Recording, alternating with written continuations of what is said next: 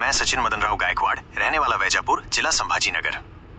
आज हम बात कर रहे हैं हमारे कंटोला करटोली के प्लॉट के बारे में।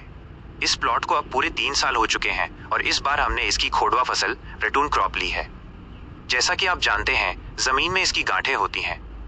शुरुआत में हमें इसके बीज लगाने होते हैं। अगर आप इसकी बुवाई करना चाहते हैं तो 1 जून से आप इसकी शुरुआत कर सकते हैं। खेती की पद्धति की बात करें तो ड्रिप की 2 लाइनों में 4 फीट का अंतर और 2 पौधों के बीच 2 फीट का अंतर रखकर आप इसकी सटीक बुवाई कर सकते हैं। अगर आपके पास पानी की अच्छी सुविधा है तो आप मई के महीने में भी इसकी शुरुआत कर सकते हैं, वरना जून का पहला हफ्ता सबसे अच्छा है। किसानों के लिए सबसे बड़ा फायदा ये है कि आप कंटोला की फसल जितनी जल्दी लगाएंगे उतनी ही जल्दी इसकी हार्वेस्टिंग शुरू होगी। इसे तैयार होने में लगभग 1.5 महीना लगता है। जब जून के आखिर में आपका माल मार्केट में आता है तब पुणे, नासिक और मुंबई जैसे बड़े बाजारों में आपको 200, 208 से 210 रुपए प्रति किलो तक का शानदार भाव मिल सकता है। आज मैं आपको ककोड़ा करटुले की खेती से जुड़ी कुछ खास बातें बताना चाहता हूँ।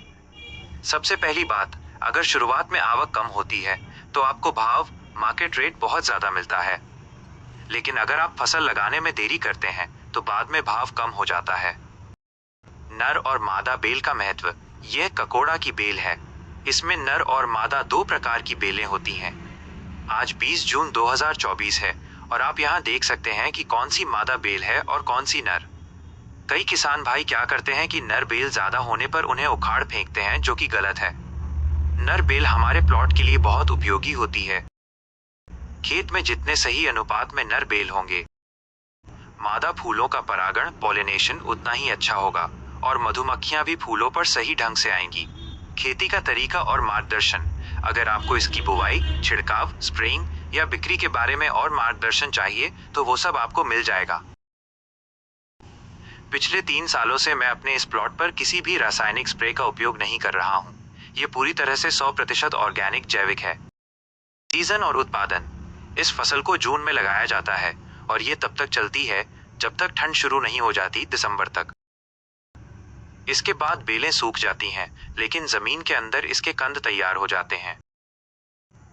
अगर पहले साल 10 गुंठा जमीन में आपको 60 से 70 किलो उपज मिल रही है तो अगले साल ये दोगुनी हो जाती है। बीज से तो एक ही फुटाव आता है, लेकिन अगले साल एक ही कंद से 10 से 20 नए फुटाव निकलते हैं, जिससे आपकी पैदावार और कमाई काफी बढ़ जाती है। यदि आपको इसका बीज चाहिए तो आप मुझसे संपर्क कर सकते हैं। धन्यवाद।